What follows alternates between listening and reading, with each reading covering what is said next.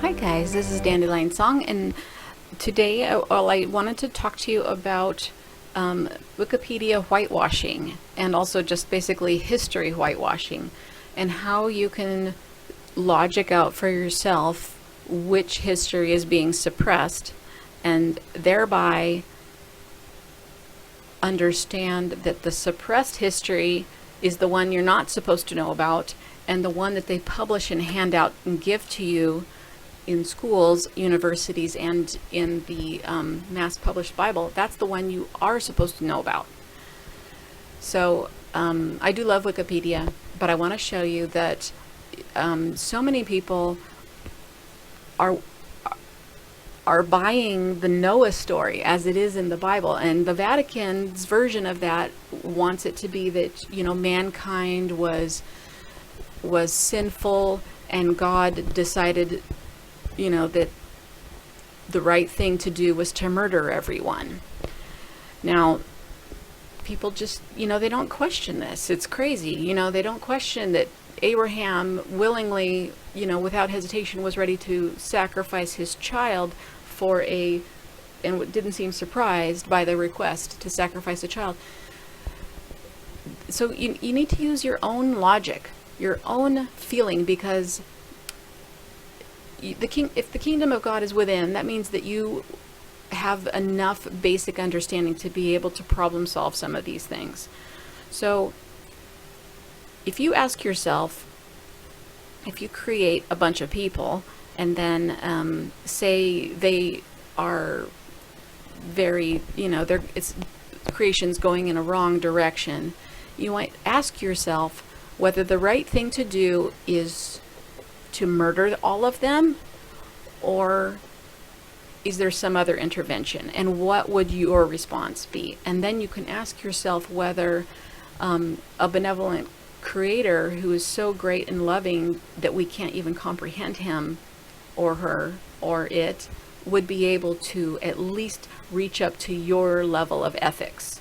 And if they don't reach up to your level of ethics, why wouldn't that be? So many Christians, they just take this, you know, it's spoon fed to them, and they never question it. Why would God murder mankind? Which that's what that is. If you cause a flood and it kills everyone, that's murdering. Now, then the Bible says after that Noah landed, and then his son raped him from behind. Now, I'm not very fond of the Hamites either, and I am more inclined to believe that there's some kind of political tension going on between the descendants of Noah, or the Hamites, and some of the dominant houses of control now, that's more of a propaganda spin than it is something factual. Well, so anyway, I just direct your attention here to Wikipedia. Now, if all of these things, if you're supposed to know about these creation stories from the Sumerian tablets, which were written before the Vatican, and I talked to you in another video about the approximate time when the Vatican was started during the rule of Marduk Ra, and if you want to find out the truth, you need to look at pre-Vatican documents. You cannot read the Bible, and you cannot read a scholar who has read the Bible. You need to go way before the Vatican has edited these things. So if you're supposed to know, if it's okay for you to know, and if Wikipedia is not censored, and it's not a Vatican, you know, censored website, why are there no pictures here? I mean, at least they have an article. And they do have a Sumerian creation myth that has to do with a flood. And they do mention An, Enlil, and Enki, and that they created the people. But here it does say that there's one tablet. I think there is a tablet that has that deals with this story specifically, but there are a lot of tablets, and they have been interpreted by many different scholars. So this article talks about, it says that there's two flood myths with similarities to the Sumerian story are the Utnapishtim episode in the Epic of Gilgamesh and the Genesis flood narrative found in the Bible. And then there's no pictures in here. So let me pause it and we'll find some pictures. So here we are, we followed the link to Utnapishtim, who is Noah. He is a descendant of Enki, and Enki comes to him. It doesn't say it in here though. I mean, this is his main story, where Enki comes to him and tells him to build an ark, and there are pictures in the tablets. Now, do they not have cameras? They can't look on Google Images and take a Google image, because I could look on Google Images and put images in here. So I'm wondering why they're not here, but I can probably tell you why, because let's go look at the images. All right, so here is one of the images. This is a Mesopotamian clay tablet, and it shows, this is Enki right here. He is a serpent. He is a half serpent god. Has a high-winged dragon DNA. His half brother is Enlil, who seems to not have high-winged dragon DNA. Here is a reed wall, and here is some kind of a table or some kind of thing that I don't understand what it is. And this is Utnapishtim. So, and here is another wall right here. So Enki agreed to not tell the humans because Enlil, who was in charge of the Earth mission, didn't want the humans to survive this natural disaster that was coming up. It wasn't the wrath of God. It was a natural disaster in which these are the Nephilim, and Enlil is an Nephilim too. They did not have the power or the ability to save mankind, and Enlil was frankly embarrassed by all the genetic engineering of mankind, and that the gods had sex with humans. So it was a very embarrassing debacle. So Enlil thought, oh great, okay good, we're going to have this the ice cap is slipping, and we're going to have a tidal wave. It's going to kill everyone. That's going to solve all of our problems, because now we have major problems here due to what the Nephilim have done. They didn't call themselves Nephilim, they called themselves gods. And they taught us to call them gods, and we still do. But they're not gods.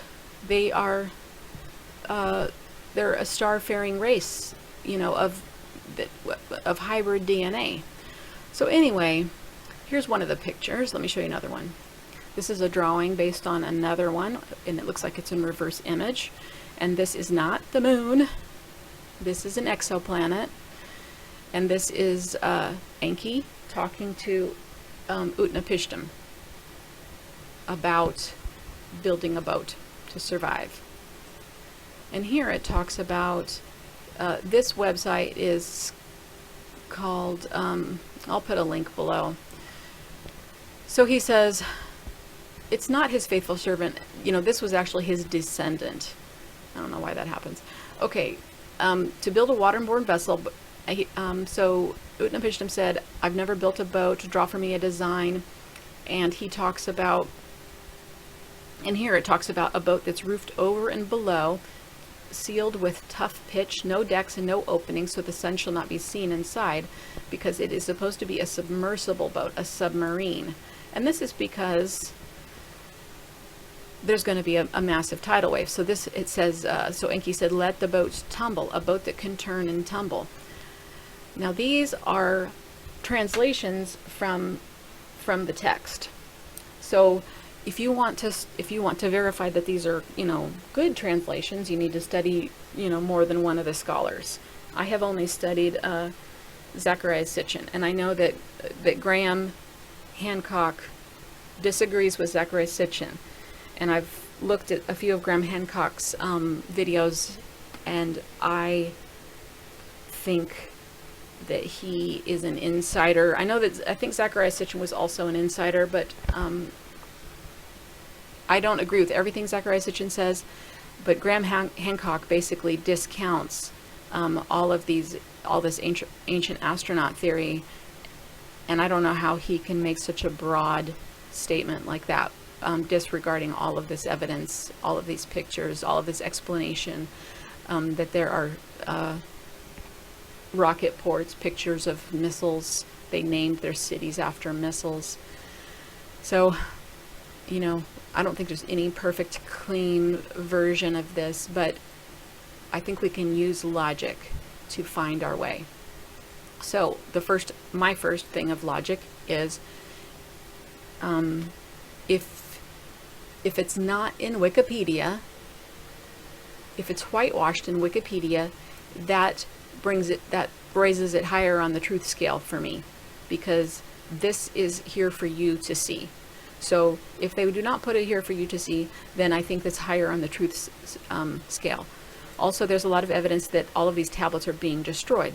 That's another reason that we should pay attention to the scholarly work that's been done on these tablets before that is also taken from us.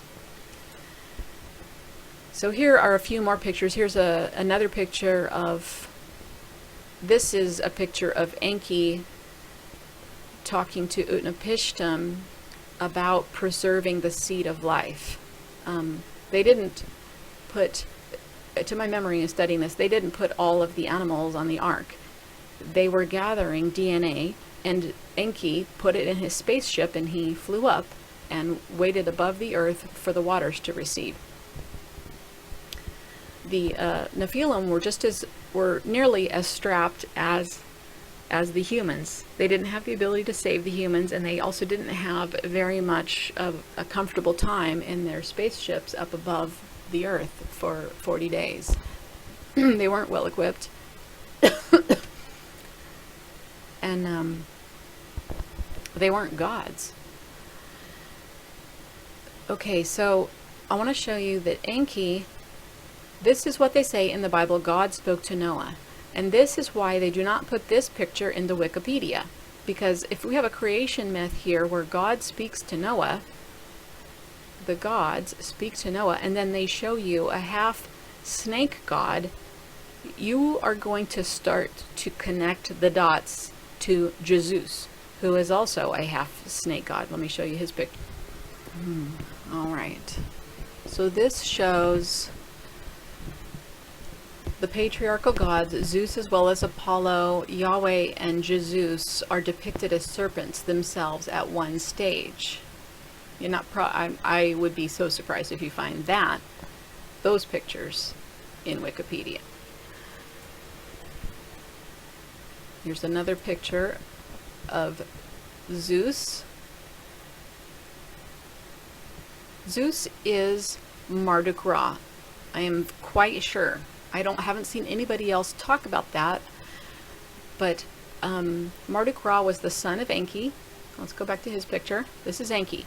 Enki had quite a few sons, but one of them, the next one in line to the throne to rule, was Marduk Ra, and he was also a serpent shapeshifter.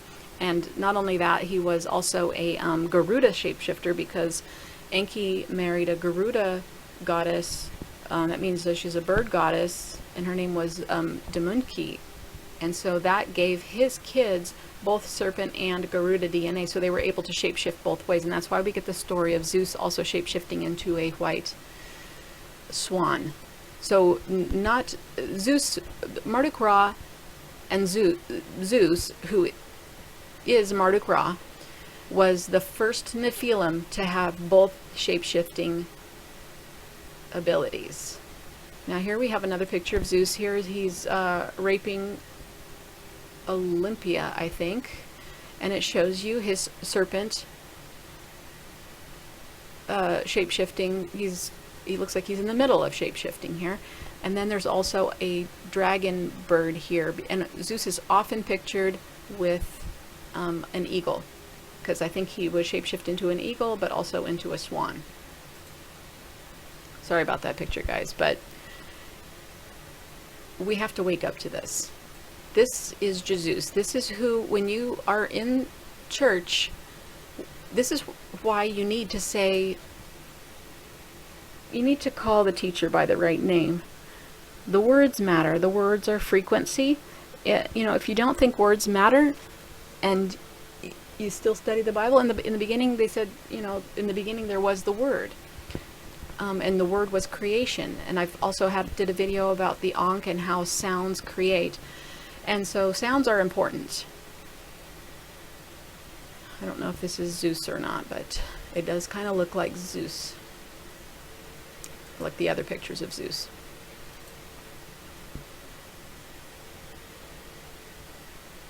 People are praying to Zeus. Oh, this is from my web. This is from my blog. Jesus is a Greco-Roman bait and switch of Yahshua. Here is the real name of our Lord. And when you, I didn't put up, maybe I did, in the Hebrew version of Jesus, does not look like this. This was not an innocent switch. They did this on purpose. It's not a coincidence that they took Yehoshua and all of a sudden it turned into Jesus. This isn't an oopsie doopsie. No, they did this on purpose.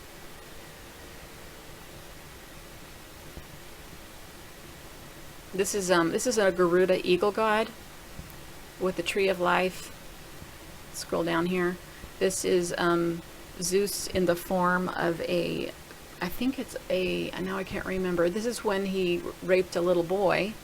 So yeah. Oh yeah, okay, turns into a dark eagle and seduces a young boy called Ganymede. This is Marduk Ra. When you say Amen, you are saluting Marduk Ra. Marduk Ra was the hidden one. I've done a few Back to the Book videos on him, and if you really are ready to lay down your Vatican programming, you should watch those videos. I know this is disturbing. I was raised in a church too, and it's disturbing when you find out that you've been lied to, and it's disturbing when you find out that you have been speaking words with good intent, and you find out that you have been saluting someone who rapes children. Okay? This is Zeus. I just want to give this to you very soberly here. Look at this. Here's another picture. Now, during the time of these paintings, I think people knew who Zeus was, and they knew who Marduk Ra was. Marduk Ra is not a fictional character. He has written up the King Cyrus. Marduk Ra helped him take over Babylon. They just rode in with a bunch of troops and no one died. And this is written up in the British Museum on a cylinder seal by a human king. He's not a fictional character. This is a Nephilim, a long-lived Nephilim, and I believe he is still alive. And I believe that is why the Vatican, is very, very serious about worshiping this guy. Now,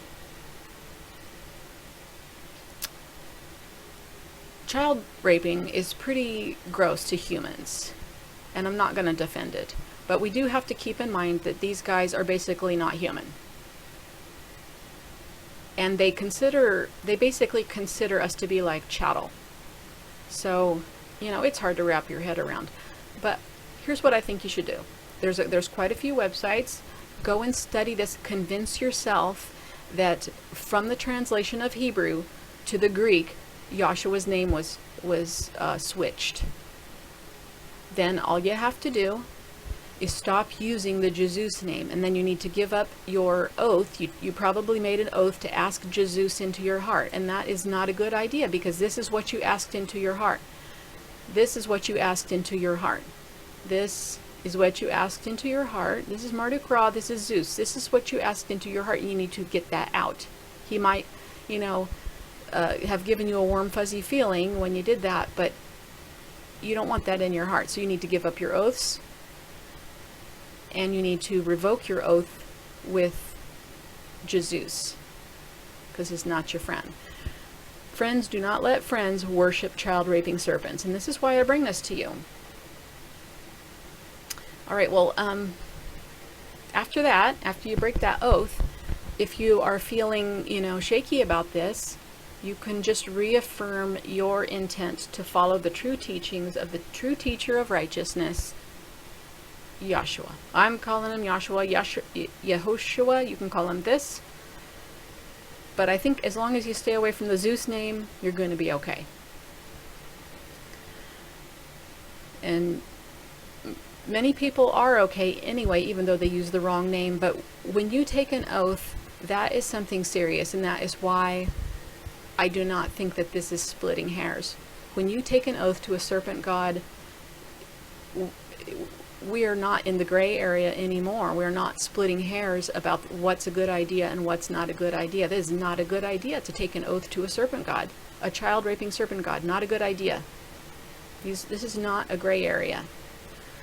So, just want to show you this because I feel like we can logic through a lot of this. We can see the whitewashing, we can see the censorship, so then we can find our direction from the censorship, and we can be brave and go and find what is true.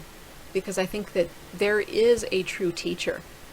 It's not like everything is lost and the love that you feel behind the teachings of Yahshua is lost. I think that the Vatican, who was started by Marduk Ra, let's find a picture of, here I'll pause it and get a picture of Marduk Ra that isn't a Zeus picture, even though they're the same person. Hold on. All right, so there is, we also have to be aware of distortion that's everywhere. You know, also just human mistakes that are everywhere. This right here, I believe, is the most reliable picture of Marduk Ra. And here, I guess he's standing on Tiamat. Now, when Marduk Ra came to power in the Age of the Ram, after the first nuclear war of 2024 BC, he renamed the planet of crossing, he renamed it after himself. So then it was called, the planet was called Marduk.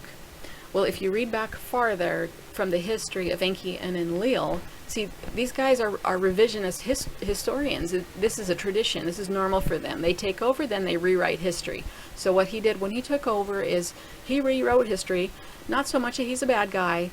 I think he was actually well-intentioned, but I think he was an alien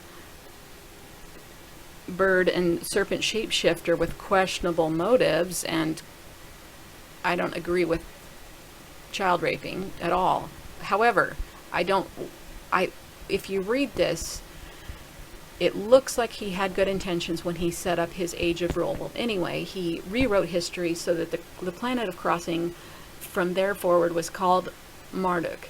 Now, in the very ancient days before Earth was created, or before Earth was formed from Tiamat, the story goes, the solar system history goes, that the planet, then known as Nephilim, the planet of crossing, the planet of Ibri, which means Hebrew. Ibri is the crossing, and the reason why they call the planet the crossing is because it goes the opposite way across all the other orbits. Anyway, it slammed, it had a moon out in front, and the moon slammed into Tiamat, who is a giant water planet. Then, some thousands of years later, the water planet formed into mostly a water ball again, which is not too hard to fathom because water turns into a droplet. And then you would have a bunch of mushy earth too, I guess. So some thousands of years later, Earth formed, and the moon, supposedly, according to this story, the moon that we have was actually Tiamat's moon. So that moon is older than the Earth, according to this story. And I'm not sure, you know. I'm just going to say according to this story. So this is Marduk Ra, and anyway, this is why they have a picture of him standing on water, because he conquered Tiamat. So he considers himself to be the incarnation of the crossing planet, and this must be his pet dragon. Now we've seen this. I did a video. This is why in my intro and my outro I have drawings. In the very beginning, and I know that seems like it's getting a little fuzzy.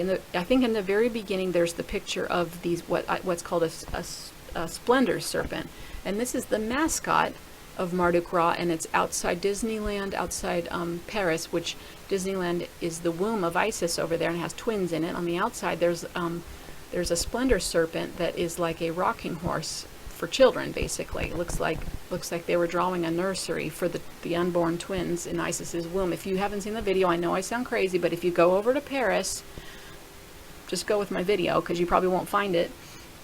Just click on my video and go look at what I did over there and what I found. So anyway, the splendor serpent, that's why he has this. I think this is a splendor serpent, and it shows that over there. I do not know what this is hanging off the back of his head. So this is supposedly a color version of him when they try to figure out what the colors would be. This is probably, yeah, Marduk becomes Ashur. They change their names, and you know why they change their names is because they live a very long time, and they're known by different people by different names. And this is why Isis, Inanna, Ishtar, Mari, the Virgin Mary, has so many names, and she's still with us. I think that she is human benevolent, and she's trying to correct the situation here. Marduk was well-intentioned, but nowhere near benevolent. Although, to Marduk's credit, him and Enki were the only ones who endeavored to save their humans during the nuclear war. All the Enlilite gods and everybody else just let their humans die in the war. So, to his credit, have to be even-handed. I'm not saying he's a god. All right, let's see here. So I'll just read you this little part. This is a translation of the tablets. So this is, the Vatican did not write this, and Marduk Ra didn't write this. I think this was before his time. Crammed into their spacecraft, the gods strained to see what was happening on the planet from which they had just blasted off. The gods cowered like dogs, crouched against the outer wall. Ishtar cried out like a woman in travail. The olden days are alas turned to clay. The Anunnaki gods wept with her. The gods all humbled sit and weep with their lips drawn tight, one and all. The Atrahasis texts echo the same theme. The gods fleeing were watching the destruction at the time, but the situation within their own vessels was not very encouraging either. Apparently they were divided among several spaceships. Tablet 3 of the Atrahasis epic, which the Vatican did not edit and you do not learn about in your Vatican-edited schools or your churches. I just think we need to violently reject Vatican programming. It's making me so upset because, well, okay, maybe not so upset, but humans are just hammered with guilt, that the whole Noah story has to do with guilt, and it is not mentioned at all in the tablets. So that is Vatican programming. And then humans argue, people argue about Bible scholars who, every single Bible scholar is Vatican programmed. So it's just controlled opposition. It makes it look like there's diversity, but there's not, because they're all Vatican programmed. It's like watching a pretend debate. And they're arguing fiction, because if you take this to be closer to the truth, for one thing, here's another reason why this is closer to the truth than the Bible, because this was written for the gods to read themselves. During this time, they had no fear of humans ever learning to read, or stealing into the castle and reading the tablets. They wrote this for themselves. The Bible is written and published and put in every motel room and given to you, and then they just pretend, like there's separation of church and state. That's pretend. It's not real.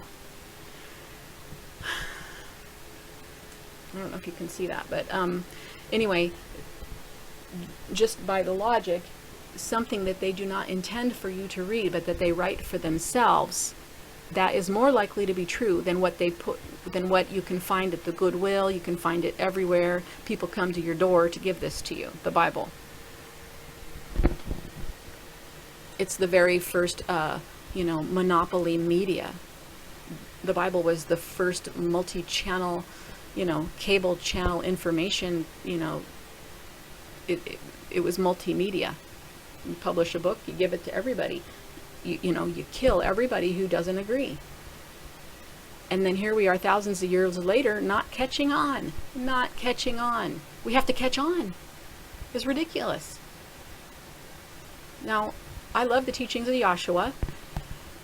I'm still in the process of searching and discovering which is which. I feel like I have to go by my heart. But what the Vatican did is they took the teachings of Joshua from the Hebrew text and they attributed them to Marduk Ra. And then they also kind of changed them up. But they kind of took, it's like a fishing hook with a worm, and the hook is the guilt and the disempowerment that the Vatican wants you to feel. Humans are bad and you should just pray all day and, say amen a bunch of times, and maybe Marduk Ra will have mercy on you. That's the hook. And the worm is the true teachings of Yahshua, who teaches you to love your neighbor, not to judge, don't take oaths. These are all things that most Christians don't do. These things. They judge their neighbor, they take oaths. And they wrap, Yahshua's teaching around this hook. Because if they didn't have anything good like Yahshua's teachings, humans would smell a rat. And you really should smell a rat anyway. You really should. Because it's ridiculous that God is going to murder everyone.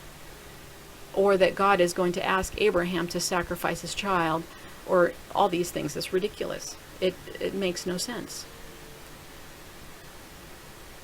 All right, the Anunnaki great gods were sitting in thirst and hunger. Ninti wept and spent her emotion. She wept and eased her feelings. The gods wept for her, for the land. She was overcome with grief. She thirsted for beer. Where she sat, the gods sat weeping, crouching like sheep at a trough. Their lips were feverish of thirst, and they were hungering, suffering cramp from hunger. So these guys, they didn't even have a good spacecraft. They didn't have a jacuzzi on their spacecraft. They didn't have a replicator on their spacecraft.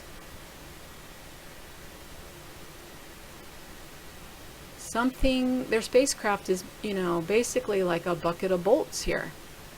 And they are up there starving. All right, well, anyway, here we go down here. The Nephilim, as we have shown, used the peaks of Ararat as landmarks from the very beginning. As the highest peaks in the part of the world, they could be expected to appear first from under the mantle of water. Since Enki was the wise one, the all-knowing, does that sound familiar? Certainly could figure that much out. We could surmise that he had instructed his servant to guide the ark towards Ararat, planning the encounter from the very beginning. See, this is rational and logical thought. Even if you criticize Zecharia Sitchin, at least he doesn't just swallow what is spoon-fed to him. All right, well, here's the Greek version. Baros's version of the flood is reported by the Greek Abydanos relates. Kronos revealed to Sithros that there would be a deluge on the 15th day of Daisies, the second month. I don't know if that's February or not for them. Ordered him to conceal in Sippar, the city of Shamash, every available writing. Sithros accomplished all these things and sailed immediately to Armenia, and thereupon the god had announced what the god had announced. It did happen. So you can come. I'm going to have this link in the website so that you can come and read this. This is pretty long, and I wish it had more pictures. But if you have been raised in the church like I have, and you have loved the teachings of Yahshua like I have, and I do, I think that you can dedicate yourself to the truth. And you are strong enough to throw off Vatican programming. And I'm not saying this document is the truth. I'm not saying that Zecharia Sitchin is the truth, but I am 100% sure that the Vatican is giving you dirty goods. So I know it's psychologically unstabilizing to realize how badly you've been lied to and what the purpose of the lies were. And then when you comment, or when you're out in YouTube land and people are dealing a fresh deck of Vatican programming, you don't need to confront them. You just want to say, have you read the Sumerian texts? They were not edited by the Nicene Council. Do you know what Amen means? Do you know that Jesus is not the Hebrew? There's no Hebrew equivalent of that in the Hebrew text before it was translated to Greek, and it's not even close. And you want to start to crack this, and release our brothers and sisters who are still worshiping Marduk Ra.